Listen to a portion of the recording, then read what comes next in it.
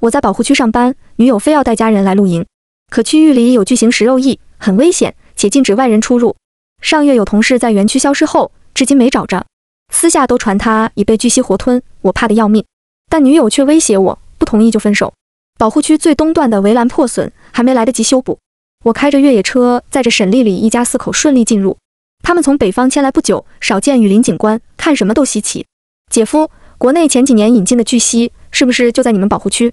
你说你们光做科研，这要是创个账号，每天发巨蜥视频，不早就火了？浪费。沈强玩着手机，双脚搭在我椅背上。车里湿热，再加上一股子脚臭味，我都不敢呼吸。这次就是沈强提议要来保护区露营。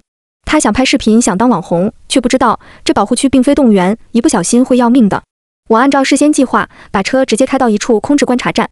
这里有围栏，有墙壁，夜里住宿起码比搭帐篷安全些。最重要的是，区域内监控损坏，还未来得及维修。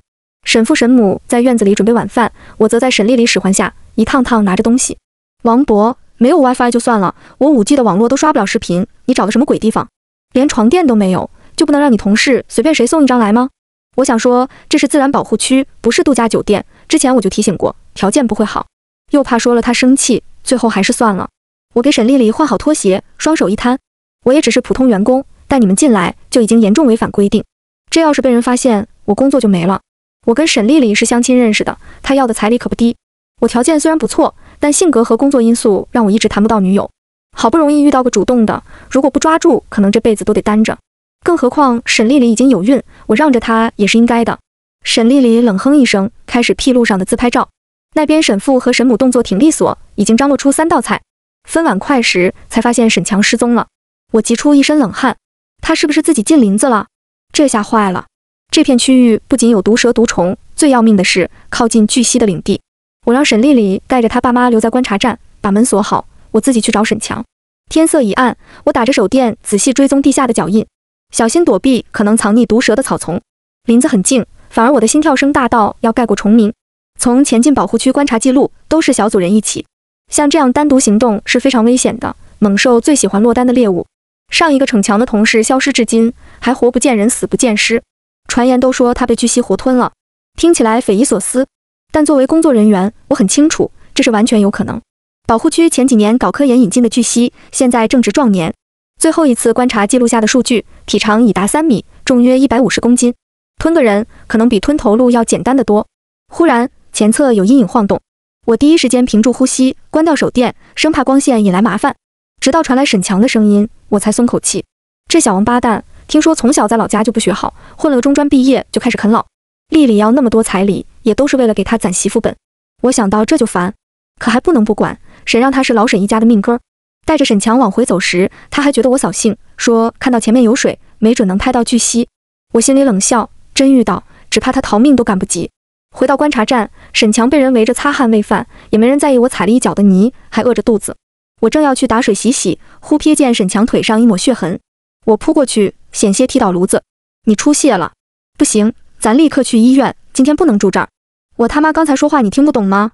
巨蜥的舌头能追踪到5公里内的血腥味、香水味，一旦被盯上，我们谁也跑不了了。不论我怎么劝，沈强梗着脖子就是不走。看到他双目赤红，紧握着拳头，生怕他跳起来打人，我不敢继续说了。小王啊，你说的是不是太夸张了？静下胡阿姨。就是小强难得遇到感兴趣的事，你不支持还处处泼冷水，你是盼着家庭不和吗？沈家父母自然要帮着亲儿子。最让我寒心的是沈丽丽，她都快要跟我订婚了，眼里心里却只有她的傻帽弟弟。赶了一天路，我怀着孕身体不舒服，我今天就在这儿睡，哪都不去。王博，你要是坚持走，就等着看我一尸两命吧。还是说你压根就看不起我们一家人？呜呜呜！沈丽丽这孕激素一上来，情绪就崩溃，我真是拿她半点办法都没有，除了顺着还是顺着。幸好现在并非露营，观察站有围墙，只要锁好门窗，巨蜥应该闯不进来。晚上睡觉警惕些就是。想是这么想，开了一天车我累得要死，直接睡死过去。被人摇醒时，我好半天才反应过来，姐夫，好像有人敲门。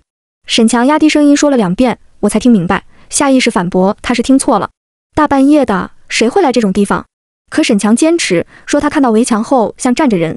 这么一打搅，我睡意全无，只能爬起来跟他出去看看。第一眼看过去，约1.5米高的围墙后方确实有个头在晃动，隐约有道视线正盯着我们，身上莫名冷飕飕的。也许是有人误闯进保护区来求助的，这种事其他观察站也遇到过。我走近2步，正想开门，在闻到空气中那股越来越强烈的腐臭味时，脚像被打了钉子，在动弹不得。姐夫，你先让人进来，这搭救之恩，他总得给我们拿万把块钱作为感谢吧。等等，沈强，不能开门。我拦住沈强，还拉着他退到了房门口。我死死盯着那团围墙后的阴影，没意识到自己的声音都在颤抖。那根本不是人，是双脚站立的巨蜥。等我们拿上手电重新出来，围墙后的影子已经消失。凌晨下过一场雨，泥土软烂，也看不出脚印的形状，但我确信那就是巨蜥。它吃肉更食腐，张大嘴时口气堪比生化武器。沈丽丽和她爸妈听了都有明显不安，现在就开车离开保护区，没准是最正确的选择。可沈强在听我说了同事消失的事后，异常兴奋，还说这巨蜥他非拍到不可。来都来了，住这破房子有什么意思？什么都看不见。我们今晚去水边露营，帐篷都带了。不用可惜。我一听，这沈强还真是初生牛犊不怕虎。水边可是巨蜥最常出没觅食的地点，他是生怕巨蜥没食物，赶着送外卖去吗？我眉头才刚皱一下，话都没出口。沈丽丽做事抹起眼泪，你要是觉得我们家给你添麻烦了，你可以自己先回去。就算我们被工作人员发现，放心，也不会连累你的。反正你根本就没把我们当一家人，如果是你的亲弟弟想看，你也会这么推三阻四吗？我头都大了，还能说什么？行，去，不过你们不能乱跑，一切都要听我安排。车子停在距离水边约1公里处，剩下的路我们得步行。沈丽丽和她爸妈属于老人和孕妇，都带不了重物。沈强全程拿着望远镜和手机，跟在最后四处观察和拍摄。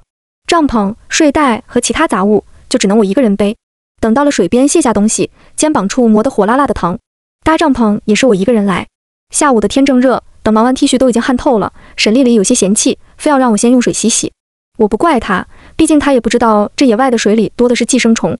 好在我带了湿巾，能简单擦擦。等身上汗味散掉些回来，沈母张罗着要杀鱼，沈父支招钓竿，正喷驱蚊水。沈强等得满脸不耐烦，要我带他拍巨蜥。看日头，这个点巨蜥一般都会躲在阴凉的地方，不会轻易出来活动。我答应了。沈丽丽待得无聊，也要一起。本来我想故意带错路，吓一吓沈强，让他吃点暗亏的打算只能作罢。大概走了40分钟，沈强也拍到不少珍稀动植物。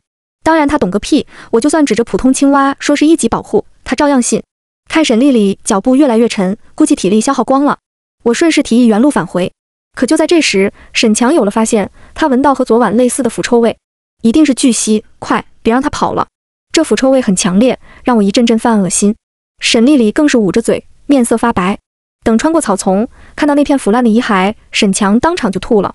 挂着些许碎肉，爬满蛆虫的头骨很好辨认，这不是动物，是人。沈丽丽攥着我的手腕，身体抖个不停。王博，这是不是你那位消失的同事？我在不远处找到了同事的工牌，基本证明了遗骸的身份。此处离最近的一处监控只有不到10米，可惜这处监控被未知动物毁坏了，就在上一批报修名单中。想想也是讽刺，他在内部竞聘输给我，却因为有个好岳父抢走我志在必得的岗位，升职的公告下来，他人却没了。也许这就是命，是贪得无厌的报应。眼下死人的冲击感还是很大的，尤其在我拿出手机报警，却发现此处没有任何信号时，沈丽丽慌了，哭着闹着要回去。沈强缓过来，拿着手机开始录像，并扬言拍不到巨蜥就不走。我扶着沈丽丽，脸色冷下来，才以姐夫的名头教训了2句，就被沈强骂回来。我爸妈我姐都得听我的，你算什么玩意儿？30多岁的光棍，要不是你出得起彩礼，你能娶到我姐？还便宜你得个孩子。你要是非得扫兴，信不信回去我姐就跟你分手？被威胁，被讽刺，我恨得牙痒痒，看向沈丽丽，想让她说2句话，可她垂着头，俨然默认了沈强的说法。我现在真后悔，初见时沈丽丽善解人意的模样，全是骗局。但现在说什么也晚了，做一次乌龟和100次也没区别。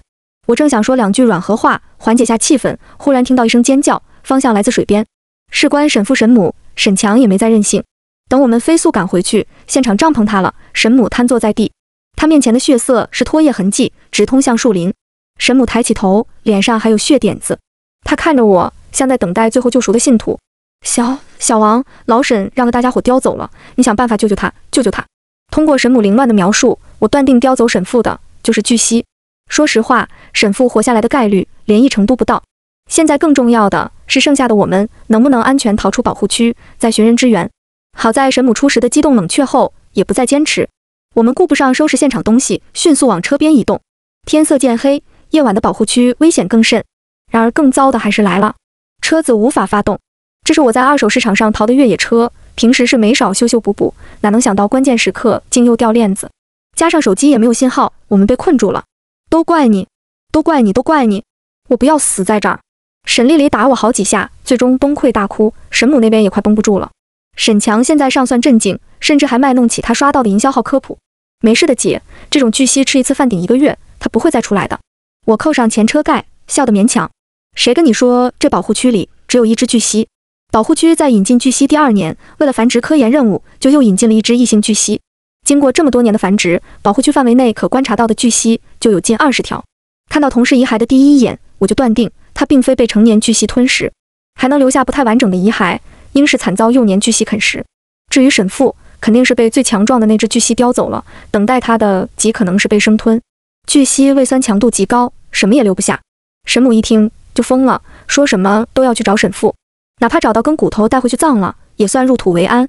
我大概估算了下，从此处步行穿越保护区出去，路不好走，至少要10几个小时，晚上肯定走不了。沈强有点说的没错，巨蜥吃一餐顶1个月。他们独居，有领地意识，其他弱小巨蜥不敢踏足，没准这个时候追上去，能安全度过今夜。我带3人返回水边，找到拖行的痕迹后，小心跟过去。一路上没人说话，就连呼吸声都被有意压到最低，除了偶尔回头能看到沈强拿着手机摄像头对脸拍摄。我憋着股火，他真是想红想疯了，这都什么时候了？好在生死面前，沈丽丽没了之前那些孕妇毛病事，她牢牢跟在我身后，一步不落。本以为此行终点会是那只巨蜥的巢穴，可事情再一次偏离了轨道。我把手电光线调弱后，照向绊倒我的障碍物，一眼就认出那正是沈父。他肩膀处咬伤很严重，但并未触及要害，可下半身没了。巨蜥的咬合力应该还不足以咬断人体。再看尸体断裂处的撕扯伤和出血量，沈父极有可能是被2头巨蜥活生生扯成了2截。沈母和沈丽丽控制不住尖叫出声，沈强眼里也有了慌乱。我努力保持镇定，查看起现场痕迹，希望能尽快判断出一条生存率最高的路线。然而时间上完全来不及了。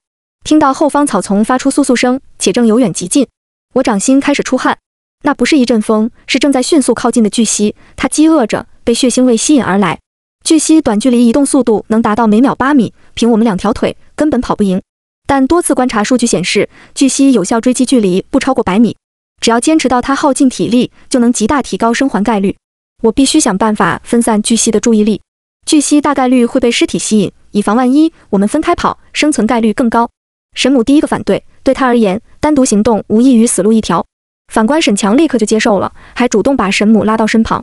放心吧，妈，我这当儿子的肯定保护好你。姐夫，我姐就拜托你了。这个提议正合我心。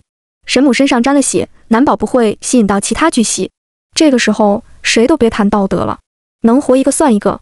我带着沈丽丽，速度并不快，幸运的是巨蜥没追上来。此处地势较高，相对安全。我取下脖子上的夜视望远镜，观察四方有无危险。看到第2圈时，发现了沈强母子的身影，他们正被一条成年巨蜥狂追，且距离正在迅速拉近。那可是我妈和我弟，你就这么放任他们去死？王博，要不是你，我们家还好好的。我后悔死了。沈丽丽抢过望远镜，看到亲妈和亲弟弟命悬一线，又急又气。她打我骂我，我还得反过来安慰她，万一动气狠了，孩子难保。丽丽，巨蜥的速度已经放慢了，阿姨他们只要再坚持20米，一定能把它甩掉。这是个好消息，至少沈丽丽看见后，她那颗揪着的心不至于立刻坠地。但坏消息是，这里是地况复杂的保护区，尤其在高度紧张的情况下，人很难不出错。通过望远镜看到沈强摔倒时，我倒吸了一口凉气，而他们身后那只巨蜥正用恐怖的速度接近着。15米，10米，5米。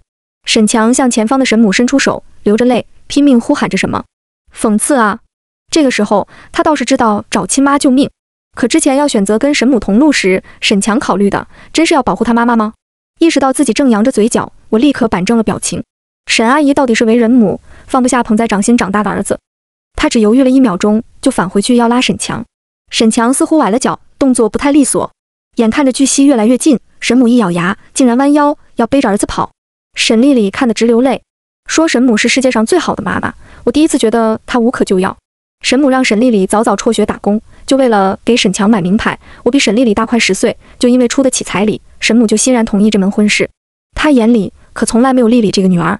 我正想点两句帮沈丽丽认清现实，就听见她发出惊呼声，满脸不可置信。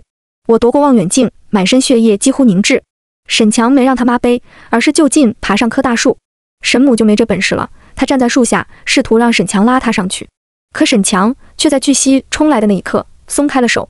照面间，沈母就被巨蜥张开的大嘴吞入1/3。她的双手上在拼命挣扎，她看起来声嘶力竭，向树上的儿子祈求帮助。正如我所说，生死关头，道德先死。只要巨蜥吃掉沈母，就不会再追沈强了。这个理我懂，沈强也懂。他紧抱树干，眼睁睁看着沈母被巨蜥活吞。几滴冷汗滑落后，沈强眼里只剩下庆幸。我爸死了，妈也死了，好在我还有弟弟，爸妈都说弟弟才是我的依靠。听着沈丽丽自言自语的安慰，我都不知说什么好了。就看沈强这股亲妈死于眼前而面不改色的狠劲，他还能让当姐的依靠吗？可这话我不能说，说了就是挑拨他们姐弟之间的感情，就成了他们一致的仇人。我只能顺着沈丽丽。放心吧，小强安全了，巨蜥可不会爬树。我话说到一半就哽在了喉间。成年巨蜥是不会爬树，可幼年的会。我举着望远镜又往前走了几步，终于确认沈强爬的树上蜿蜒窜动的阴影是一条又一条的幼年蜥。来不及为沈强的处境担忧，我发现有数只巨蜥正朝我们的方向快速爬行。它们目的地明确，一定是发现我们了。可是怎么会？我们身上应该没有沾染血迹。等沈丽丽走到我身边，闻到她身上多出来的那股味道，我双臂直抖。我早说过，巨蜥对气味很敏感，它们会牢牢记住猎物的味道。可沈丽丽竟然嫌蚊虫叮咬难受，在这个关头喷了驱虫水，正是前面沈父用过的。这群巨蜥一旦从沈父尸体上捕捉到这种味道，自然会把沈丽丽纳入捕猎范围。看着前方树丛的动静，来的不只有幼年蜥，至少还有一只成年的。这下我们危险了。我没敢告诉沈丽丽，生怕她一激动又出什么幺蛾子。我大概辨认了下方向，惊喜地发现此处离最近的观察站只有1公里多。那处观察站有电有网，没准还有人值班，赶到那我们就得救了。我拉着沈丽丽要走，她却站着不动。王博，你往哪儿走？我弟在那边，我们得去救他呀。他现在是我唯一的家人，你凭什么要我丢下他自己逃命？我真是没想到你这么胆小。你不去，我自己去。沈丽丽嗓子间一连串的话像钻头，险些让我爆炸。我甩开她，坚持往观察站方向走。我就不信她真有胆子自己去救人。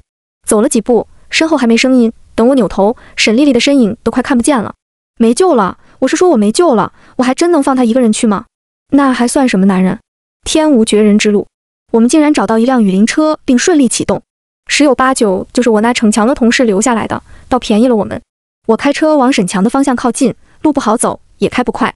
沈丽丽再急也没办法，好在她已经用湿巾擦净身上残留的驱蚊水，刚才那群巨蜥短时间应该追不过来。找到沈强时，他还在树上跟那群幼蜥缠斗。我还没把车停稳，沈丽丽已经泪眼汪汪喊起沈强，也不知道他这愚蠢的行为到底感动了谁。沈强满眼绝望，一扫而空，越战越勇，扫掉2条巨蜥后就跳下树，往我们所在的高坡跑来。沈丽丽姐弟历经生死，即将重逢的激动还没持续3秒，就被三面爬出的巨兽驱散。竟然有4条巨蜥埋伏在旁边，就等沈强下来。我连1秒犹豫都不敢有，立刻发动车子。丽丽，管不了你弟了，我们先走。王博，你干什么？我弟还没上来，不准走！沈丽丽尖叫着，我一个不防，竟然被他推出车子，滚下高坡。滚下高坡时，我左手腕就折了。面对快要追到眼前的巨蜥，顾不上伤势，我第一时间翻身到树后，迅速在身上涂了大量泥巴遮盖气味。偷眼看出去，沈强坐进雨林车后，巨蜥追着车子离开了此处。我足足缓了2分钟，才让心跳平复下来。沈丽丽推我下车，或许不是故意的，她只是太害怕、太紧张沈强的安危。如果不这么想，我可能真要崩溃。从小我就喜欢冷血动物，同龄人养猫养狗，我就偷偷养蛇、蜥蜴和蜘蛛。爸妈认为我心里阴暗，更亲近弟弟。我也没有朋友，相亲失败了无数次。只有沈丽丽，她愿意接受我的全部，冲这个我也得体谅她这一次。确认四周再无危险，我爬上坡，顺着车轮印去找沈丽丽。他们姐弟对保护区不熟悉，肯定会迷路。我走出大概800米，竟回到了早先那处空置观察站。此时院门紧锁，雨林车翻倒在外，已经严重变形。显然是巨蜥没能追到人，拿车撒了气。我叫开门，第一时间察觉到沈丽丽状态不太对，她拉着我的手，掌心竟然全是血。王博，小强也死了，以后我该怎么办啊？进屋就看到沈强躺在地上，满身幼蜥留下的咬伤。